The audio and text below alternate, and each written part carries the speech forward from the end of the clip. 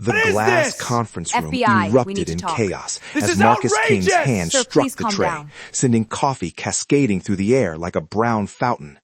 The liquid splattered across the pristine white carpet, across Sarah's modest blouse, across the polished table where 6 senior executives sat frozen in horror.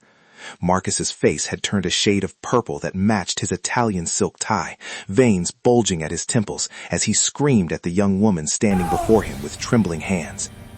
"Are you deaf or just stupid? I said almond milk. Almond milk. How does HR let someone this incompetent walk into my building? Do you have any idea how much this suit costs? More than you'll make in a year, sweetheart."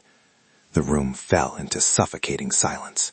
The executives, men and women who commanded teams of hundreds, who negotiated million-dollar deals before breakfast, lowered their heads like scolded children. They had seen Marcus's rage before.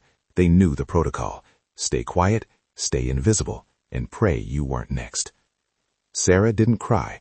She didn't apologize. She didn't scramble to clean up the mess. Instead, she slowly removed her glasses, wiped a drop of coffee from her cheek with deliberate precision, and locked eyes with Marcus, with a coldness that made the temperature in the room drop 10 degrees. "Don't look at me.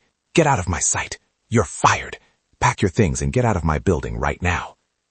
Sarah's voice came out barely above a whisper, but it cut through the tension like a scalpel. "I'll leave, Marcus, but I think you should save that cardboard box. You're going to need it in about 5 minutes. Marcus's face twisted in confusion and fury as Sarah turned and walked toward the door. The screen should freeze on his expression, that perfect mixture of rage and bewilderment before everything goes silent. Because Marcus thought he was firing a clumsy intern. He thought he could scream because he sat at the top of the food chain. But Marcus had just made a fatal mistake. He didn't know who was behind those cheap glasses. And he didn't know that by knocking over that coffee, he had just signed his own arrest warrant. But to understand how a single cup of coffee destroyed a man's empire, we need to rewind 3 weeks. 3 weeks before the coffee incident, before the public humiliation, before the handcuffs. We need to understand who Marcus King really was, and more importantly, who he thought he was.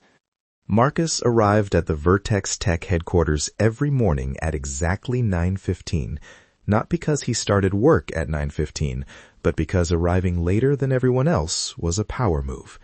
On this particular Monday, his helicopter touched down on the building's rooftop helipad, the rotors whipping wind across the manicured rooftop garden. He stepped out in his custom-tailored suit, Tom Ford sunglasses reflecting the morning sun, and took the private elevator down to the executive floor like a rock star entering a stadium. The moment the elevator doors opened, he was Marcus King, CEO, billionaire, untouchable. He walked through the office with the confidence of someone who had never heard the word no, tossing his cashmere coat onto the reception desk without even glancing at the person sitting behind it. That person was Sarah Mitchell, and to Marcus, she simply didn't exist. She was furniture. She was wallpaper. She was one of the nameless, faceless worker bees who kept his kingdom running while he collected the glory. Vertex Tech was bleeding money, hemorrhaging cash from poorly managed projects and Marcus's extravagant spending. But Marcus had a plan. He was about to sell the company for $100 million to a private equity firm that believed his cooked numbers and fabricated projections. He would walk away with a $20 million bonus while the company collapsed 6 months later. And by then, he'd be sipping mojitos in the Bahamas, far beyond the reach of consequences. Sarah had been hired 2 weeks earlier as a temporary file clerk to organize the company's archives before the sale. Her job description was simple: box up old documents, digitize what needed digitizing, shred what needed shredding, and stay out of everyone's way. She showed up in oversized sweaters and discount store glasses, her hair pulled back in a messy bun, shoulders slightly hunched as if trying to make herself smaller. She worked at a cramped desk in the corner of the records room, surrounded by towers of manila folders and cardboard boxes that smelled like dust and forgotten decades. To everyone at Vertex Tech, Sarah was invisible. To Marcus, she was less than invisible. She was irrelevant. And that's exactly why he felt comfortable doing stupid things in front of her. On her fourth day, Marcus was pacing his office while on a phone call, his voice echoing through the open door into the hallway where Sarah was quietly organizing files on a cart. He laughed, that booming, self-satisfied laugh of someone who thought he was clever. "Relax, the board doesn't know anything. I massaged the quarterly numbers." Hid the deficit under miscellaneous expenses. They're going to buy this company thinking it's gold, and when they realize it's garbage, I'll already be on a beach somewhere. His voice dripped with contempt for the people he was about to betray, for the employees whose jobs would evaporate, for the investors who would lose millions. Sarah's hands never stopped moving. She continued sorting files, her face blank, her posture unchanged. But her eyes shifted slightly toward his voice, processing, recording, remembering. She heard everything. Over the next 2 weeks, Marcus's arrogance became Sarah's greatest asset. He would walk past her while barking orders into his phone about falsified vendor contracts. He would hand her stacks of documents to file while bragging to his CFO about creative accounting. He would literally step over her while she was kneeling to organize a bottom shelf, treating her like an obstacle rather than a human being. And Sarah absorbed it all like a sponge, silent and patient, waiting. The breaking point came 3 days before the coffee incident. It was the day of the internal audit, the final review before the sale could be finalized. Marcus was uncharacteristically nervous, snapping at assistants and checking his watch every 30 seconds. He burst into the records room where Sarah was working, his eyes wild with stress. "You, file girl, come here." Sarah looked up from her work, her expression politely neutral. "Yes, Mr. King?" He shoved a massive box into her arms, the weight nearly knocking her backward. "The shredder on the 5th floor is broken. Take this to the basement and shred everything. Now, if there's a single scrap of paper left, you're done here." Sarah looked down at the box. Through the open flaps, she could see original invoices, receipts marked confidential, ledgers with handwritten notes in the margins. "Mr. King, these look like original financial documents. Are you sure? Won't the audit need these?" Marcus's laugh was sharp and cruel. "Look at that. The intern thinks she can think. Listen here, sweetheart. Poor people like you aren't paid to think. You're paid to obey. These documents never existed. Understand? Now get out of my sight." Sarah left his office carrying the heavy box, her arms straining under the weight. Marcus returned to his desk, poured himself 3 fingers of scotch even though it was only 11 in the morning, and felt like a genius. He had just eliminated the last pieces of evidence that could tie him to the fraud. He was home free. The camera should follow Sarah as she walked down the hallway toward the elevators. She stopped at the junction where the corridor split, one direction leading to the basement shredders, the other leading back to her cramped office. She looked at the box in her arms. She looked at the elevator that would take her to the shredders. And then she turned in the opposite direction, walking calmly back to her workspace. Because arrogance has a price. Marcus was so busy feeling superior, so intoxicated by his own cleverness, that he forgot the most basic rule of committing crimes. Never hand the murder weapon to a witness. Sarah didn't shred a single page. She spent the next 6 hours carefully scanning every document in that box, uploading them to an encrypted cloud server, organizing them by date and transaction type, cross-referencing them with public financial statements. By the time she was finished, she had built an airtight case that would make prosecutors weep with joy. Now we return to the glass conference room, to the moment when Marcus's world began its spectacular collapse. The coffee had just been spilled. Marcus was dabbing at the stain on his shirt with a napkin, his face still red with anger. "Somebody call security and get this girl out of here, and get me my coffee right this time." The conference room door opened, but it wasn't security. It was Richard Pemberton, the chairman of the board, flanked by 2 people in dark suits with badges clipped to their belts, federal agents. Marcus's brain struggled to process what he was seeing. "Richard, what is this? What are you doing here?" "Calm down, Marcus. Security won't be necessary for her, but you might need them." "What are you talking about? This crazy intern just assaulted me." Marcus's voice cracked with desperation, with the first creeping tendrils of fear. Sarah, who had been standing near the door with coffee stains still dripping from her blouse, straightened her posture. She reached up and removed the lanyard round her neck, the one with the laminated badge that read, temporary intern in bold letters.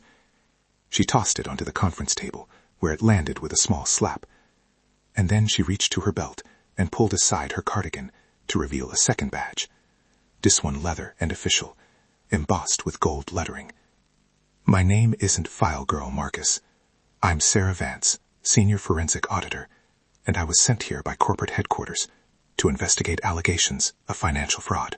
I've spent the last 3 weeks playing your intern, because I knew your ego wouldn't let you resist bragging about your crimes if you thought nobody important was listening.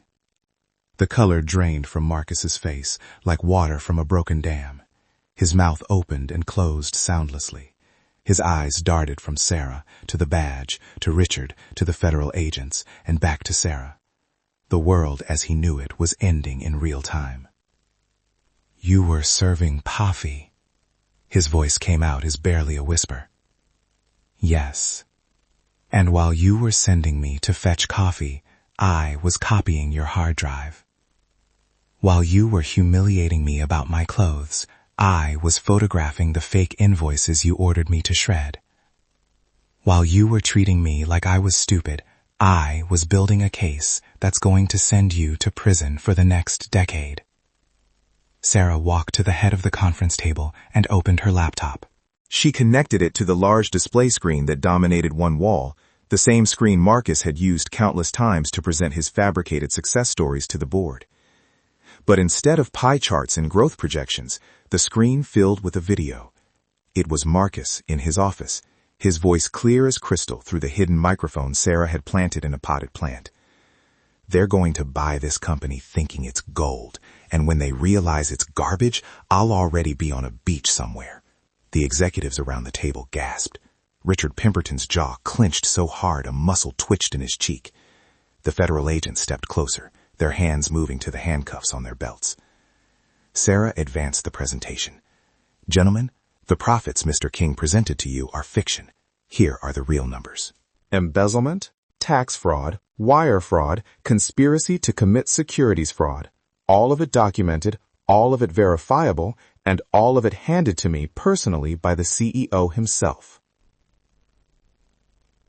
Marcus tried to run. He actually turned and sprinted for the side door of the conference room, his expensive shoes slipping slightly on the coffee-stained carpet. But the door was locked. Richard had made sure of that before entering. Marcus pounded on the glass like a trapped animal. This is a setup. This is entrapment. I'm Marcus King. You can't do this to me. One of the federal agents, a woman with steel gray hair and eyes that had seen everything, approached him with handcuffs already open. Mr. King, you have the right to remain silent, though given how much you enjoyed talking in front of your intern, I doubt you'll be able to manage that. The metallic click of the handcuffs closing around Marcus's wrists was the loudest sound in the room. He stood there, his $2,000 suit wrinkled, his hair disheveled, coffee stains on his shirt, silver bracelets on his wrists, and for the first time in his adult life, Marcus King was powerless. They walked him through the office, down the same corridor he had strutted through like a king every morning. But now, every employee was watching. The assistants he had screamed at, the analysts he had humiliated in meetings, the janitors he had never bothered to learn the names of. Some were filming on their phones. Others just shook their heads in satisfaction. The humiliation was absolute and public and devastating.